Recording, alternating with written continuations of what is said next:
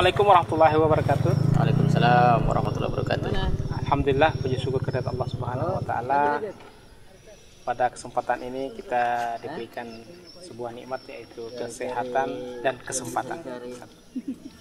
Pada kesempatan ini saya bersama Mas Imam Nawawi akan sedikit berbincang tentang silatnas, Ustaz ya. Karena pada dalam dekat ini akan diadakan silaturahmi nasional Hidayatullah. Nah, mungkin seperti apa nih, Ustaz? Mungkin bisa sedikit diberikan gambaran apa itu silatnas Hidayatullah. Ya, baik. Terima kasih Bang Ruhul. Silatnas ini bagi Hidayatullah memiliki 3 identitas. Pertama, ini adalah identitas organisasi yang mana menjadi momentum seluruh dai dan daiyah itu berhimpun di masa Ustadz Abdullah Said dulu, mengawali dan mengembangkan pesantren Hidayatullah. Jadi ini memang bisa dikatakan tradisi ya, tradisi secara kultural yang ada di sebuah organisasi. Ini saya kira menarik ya dan unik. Bagaimana sebuah organisasi yang ditata dengan formal, memerlukan manajemen yang apik gitu ya, tapi di sisi yang lain punya kultur. Ini saya kira keunikan yang cukup menarik ya. Yang kedua, silatnas ini adalah sebagai cara untuk melakukan upgrading. Ya, peningkatan kemampuan para dai dan daiyah di dalam proses-proses dakwah di tengah-tengah masyarakat. Kenapa? Karena dalam setiap tahun ya, berjalannya waktu, apalagi sampai 5 tahun, itu begitu banyak perubahan yang terjadi, mulai dari cara berpikir masyarakat, setting sosial, kemudian kebijakan-kebijakan pemerintah, yang itu memang sangat bagus kalau para dai dan daiyah bertemu untuk melakukan konsolidasi. Sehingga apalagi ada perkembangan teknologi ya. Ya, sekarang sudah sebenarnya silatnas kalau mau diikuti dengan kecepatan teknologi mungkin silatnas bisa 6 bulan sekali gitu kan. Tapi kan tidak mungkin ya, karena begitu banyak masa yang harus hadir, persiapan yang juga tidak ringan gitu. Nah, yang ketiga, silatnas ini merupakan bentuk ya sosialisasi dan kontribusi Hidayatullah kepada masyarakat dan pemerintah sampai di sini loh. Hidayatullah itu saat ini ya, pada silatnas 2023 Hidayatullah punya masa setengah abad ya, setengah abad bersama umat berkontribusi untuk NKRI. Masya Allah. Nah, ini saya kira 3 hal itulah yang menjadi urgensi kenapa silatnas di 2023 mesti terjadi atau diupayakan untuk terjadi gitu. Jadi Hidayatullah ini sudah 50 tahun. 50 tahun. Artinya Hidayatullah dalam 50 tahun telah mengabdi kepada negara untuk membantu atau berkontribusi kepada negara, bagaimana baik itu dari bidang pendidikan maupun sosial ya. Baik. Lalu untuk anak muda nih. Nah, tentunya kader-kader Hidayatullah memiliki kader-kader yang muda. Karena 50 tahun ini tentunya sudah ada yang para pendiri ini sudah pada sepuh ya. Tentunya ada regenerasi. Nah, lalu seperti apa ini, Ustaz? Regenerasi dari kader-kader Hidayatullah 50 tahun berikutnya ini. Saya kira juga ada 3 hal yang harus ditangkap oleh anak muda Hidayatullah terkait dengan perjalanan dakwah ke depan. Pertama, silatnas ini sendiri sepertinya akan menjadi katakanlah serah terima dari generasi sebelumnya, generasi senior kepada generasi yang akan datang. Maksudnya serah terima ini loh, Hidayatullah punya wadah namanya silatnas dan para pendahulu sudah membuat sampai 20 tahun sekarang ya. Nah, silahkan ini dioptimalkan, dimaksimalkan selama silatnas. Jadi memang selain foto-foto harapannya juga merekam apa yang menjadi esensi, energi gitu ya, dan visi dari kenapa silatnas itu hadir. Jadi ini silatnas adalah proses transformasi dari generasi senior menuju ke generasi mendatang, yang tentu saja bahwa 5 tahun yang akan datang harus ada silatnas juga. Dan itu anak muda yang harus mulai melakukan. Itu yang pertama. Yang kedua, adanya pewarisan nilai. Pewarisan nilai. Sebuah organisasi semodern apapun secara manajerial, tapi kalau kemudian dari sisi kepemimpinannya lemah, kemudian kapasitas pribadi-pribadi yang ada di dalam kepemimpinan itu juga tidak meningkat, malah terseret arus misalnya, maka itu juga tidak akan menjamin apapun.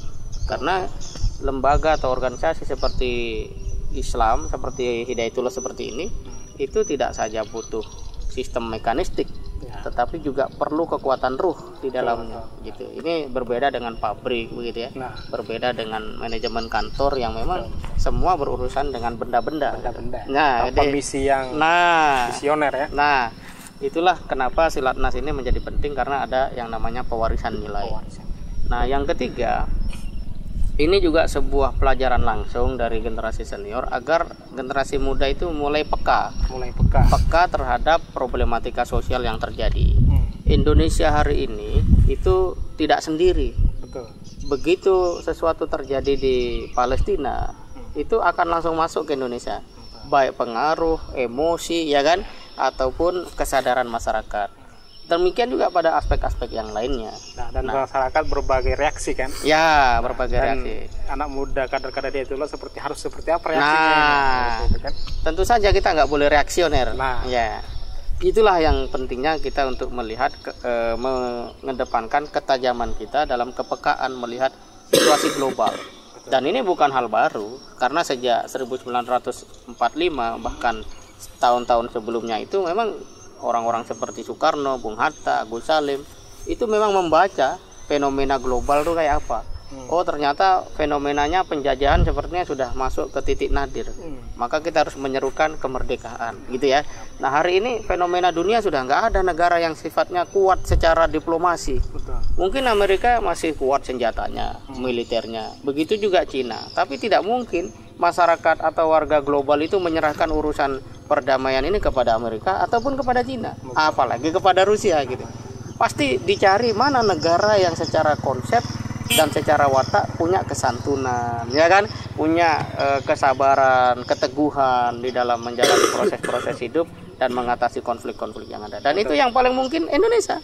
Itulah kenapa di dalam pertemuan OKI itu yang ditunjuk untuk bisa menjadi juru bicara lah ya, juru bicara dari hasil pertemuan itu Indonesia.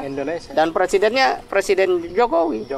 Artinya orang melihat Indonesia gitu loh. Betul. Ya, dan ini berarti anak-anak muda harus mulai hadir, mulai siap. Nah, Silatnas ini harus jadi momentum itu, saya kira. Betul. Masya Allah, ini sesuatu yang sangat menarik untuk anak muda atau regenerasi kader-kader Hidayatullah, sehingga kader-kader Hidayatullah ini harus hadir ini ya. Ya. Harus hadir. Gitu. Harus hadir. Ya. Karena kalau fisiknya tidak bisa, jiwanya harus hadir. Nah, kan ada live streamingnya kan dalam beberapa event itu. Jadi jangan ketinggalan. Betul. Karena dinamika yang terjadi saat ini baik di dalam negeri maupun luar negeri ini memang butuh generasi-generasi yang peka, terarah. Betul, ya. Betul. Nah, mungkin ada pesan kepada pemuda-pemuda kita yang ada di daerah atau di tempat-tempat lain untuk menghadiri Silatnas. Ya. Selama usia kita masih muda dan Anda sadar memang punya jiwa muda, sebaiknya jangan tidak hadir di Silatnas ini. Ya, walaupun live streaming disediakan, tapi itu bukan untuk anak muda sebenarnya. Live streaming itu memang orang yang tidak sudah berjalan ya. Orang-orang yang sudah mungkin uzur ya. Ya, uzur syar'i ya gitu. Tapi kalau anak muda berusahalah. Ya, kalau persoalan-persoalan teknis atasilah.